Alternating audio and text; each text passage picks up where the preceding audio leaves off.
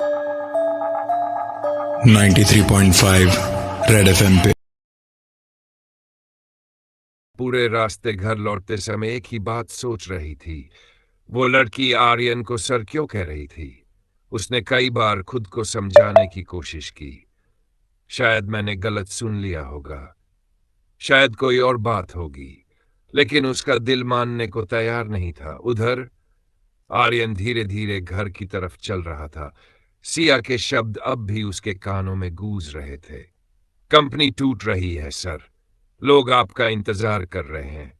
3 साल पहले जब उसने सब कुछ छोड़ा था, तब उसने सोचा था कि वह हमेशा के लिए उस दुनिया से दूर हो जाएगा, लेकिन किस्मत को कुछ और ही मंजूर था। घर पहुंचते ही उसने देखा नेहा खामोशी से बैठी हुई थी। आज उसके चेहरे पर गुस्सा नहीं था, बल्कि सवाल थे, बहुत सारे सवाल। आर्यन, नेहा ने धीरे से कहा। हूं, मैं तुमसे कुछ पूछूं? पूछो। नेहा कुछ सेकंड तक चुप रही, फिर बोली, क्या तुम मुझसे कुछ छुपा रहे हो? आर्यन के कदम रुक गए, लेकिन अगले ही पल वह मुस्कुरा दिया। नहीं, सच। हां। नेहा उसकी आंखों में देखती रही, लेकिन हमेशा की तरह उसे कुछ समझ नहीं आया, क्योंकि आर्यन झूठ बोलते समय भी बिल्कुल शांत दिखाई देता था। उसी समय रसोई से सास की आवाज आई, नेहा, इधर आओ जरा। नेहा उठकर चली गई। आर्यन वहीं खड़ा रहा और उसके चेहरे की मुस्कान धीरे धीरे गायब हो गई। दूसरी तरफ मुंबई, राठौड़ ग्लोबल टावर। सिया अपनी केबिन में अकेली बैठी थी। उसके सामने आर्यन की पुरानी तस्वीर रखी थी। तस्वीर में एक युवा आर्यन था, आत्मविश्वास से भरा हुआ, सफल और पूरी दुनिया पर राज करने वाला। सिया ने तस्वीर को देखते हुए कहा, आप क्यों नहीं समझते सर, सब कुछ बिखर रहा है। तभी दरवाजा खुला। एक बुजुर्ग व्यक्ति अंदर आए, सफेद बाल, गंभीर चेहरा और आंखों में अनुभव। राघव मेहरा, राठौड़ ग्लोबल के सबसे पुराने डायरेक्टर। सिया बोले उनसे। सिया ने सिर झुका लिया। हां। क्या बोले? कुछ नहीं। राघव मेहरा ने गहरी सांस ली। मैं जानता था वह आसानी से वापस नहीं आएगा। कमरे में कुछ पल की खामोशी छा गई। फिर राघव धीरे से बोले, लेकिन इस बार उसे आना पड़ेगा। सिया ने उनकी तरफ देखा। क्यों? राघव की आंखों में चिंता दिखाई दी। क्योंकि विक्रम सिंघानिया अब सिर्फ कंपनी के पीछे नहीं है, वह बदला चाहता है। उधर दिल्ली के एक आलीशान बंगले में विक्रम सिंघानिया बालकनी में खड़ा शहर को देख रहा था। उसके हाथ में वाइन का ग्लास था। एक आदमी उसके पास आया। सर, हमारे लोग आर्यन पर नजर रख रहे हैं। अच्छा, लेकिन वह बिल्कुल साधारण जिंदगी जी रहा है। विक्रम हल्का सा हंसा। शेर चाहे जंगल छोड़ दे, शेर रहना नहीं छोड़ता।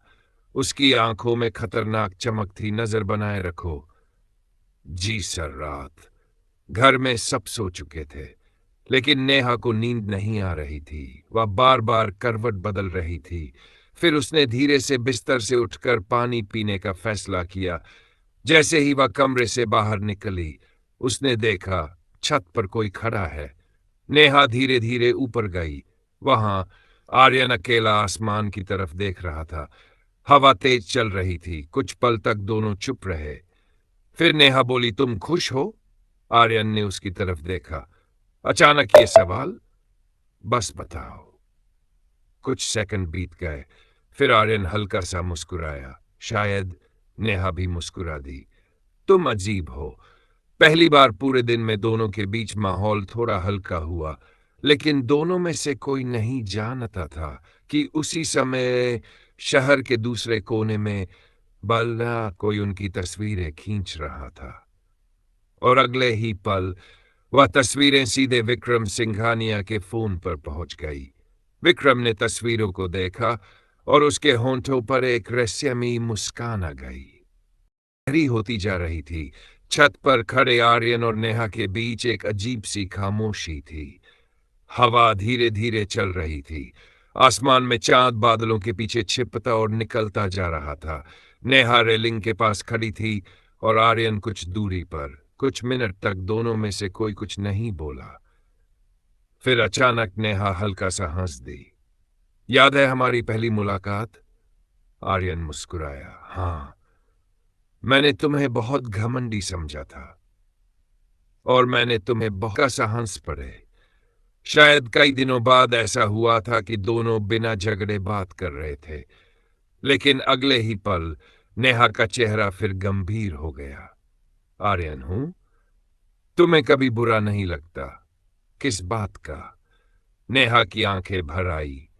सब तुम्हारा मजाक उड़ाते हैं। मां तुम्हें कुछ भी बोल देती है। रिश्तेदार तुम्हें निकम्मा कहते हैं। यहां तक कि वह रुक गई। आर्यन ने धीरे से पूछा, यहां तक कि? नेहा ने नजरें झुका ली। मैं भी कई बार तुम्हें गलत समझ लेती हूं। कुछ सेकंड तक कोई कुछ नहीं बोला। फिर आर्यन मुस्कुराया। इंसान हालात देखता है नेहा, दिल नहीं। यह सुनकर नेहा की आंखों में आंसू आ गए। उसे नहीं पता था क्यों, लेकिन आज पहली बार उसे लग रहा था कि वह आर्यन को कभी समझ ही नहीं पाई। अगली सुबह घर में हमेशा की तरह हलचल शुरू हो चुकी थी। सास रसोई में थी, ससुर अखबार पढ़ रहे थे, नेहा अपने कमरे में बैठी नौकरी की वेबसाइटें देख रही थी और आर्यन घर के बाहर पुराने बरामदे में बैठा चाय पी रहा था। तभी मोहल्ले का एक आदमी वहां आया। नाम था महेश। मोहल्ले का सबसे बड़ा चुगलखोर। जहां 4 लोग खड़े हों, वहां महेश जरूर मिल जाता था। अरे आर्यन भाई, वह जोर से बोला, सुना है भाभी की नौकरी चली गई? बरामदे में बैठे 2 पड़ोसी तुरंत उसकी तरफ देखने लगे। महेश मुस्कुराया। अब तो घर चलाना मुश्किल हो जाएगा ना? पास बैठे लोग हंसने लगे। हा हा हा, अब घर जमाई क्या करेगा? आर्यन शांत बैठा रहा, लेकिन तभी अंदर से नेहा बाहर आ गई। उसने सब सुन लिया था।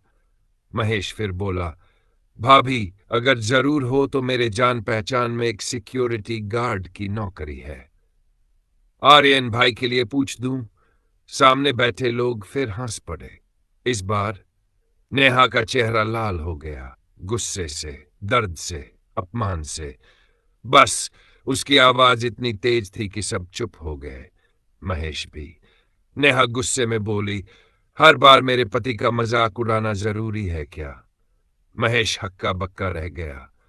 पूरे मोहल्ले में पहली बार किसी ने उसे इस तरह जवाब दिया था। मैं तो बस कुछ नहीं। नेहा ने बीच में रोक दिया। आपको अपने काम से काम रखना चाहिए। महेश तुरंत वहां से निकल गया। बाकी लोग भी धीरे धीरे हट गए। बरामदे में अब सिर्फ आर्यन और नेहा थे। कुछ सेकंड तक दोनों एक दूसरे को देखते रहे। फिर नेहा धीरे से बोली, मुझे माफ कर देना। किस बात के लिए? शायद मैं भी बाकी लोगों की तरह तुम्हें जज करती रही। आर्यन हल्का सा मुस्कुराया। कोई बात नहीं। लेकिन उसके दिल में पहली बार एक गर्माहट सी महसूस हुई, क्योंकि आज किसी ने उसके लिए आवाज उठाई थी। शाम नेहा को अचानक एक इंटरव्यू कॉल आया। दिल्ली की एक बड़ी कंपनी। वह खुश हो गई। कई दिनों बाद उसके चेहरे पर मुस्कान लौटी थी। सास भी खुश थी। भगवान करे नौकरी मिल जाए।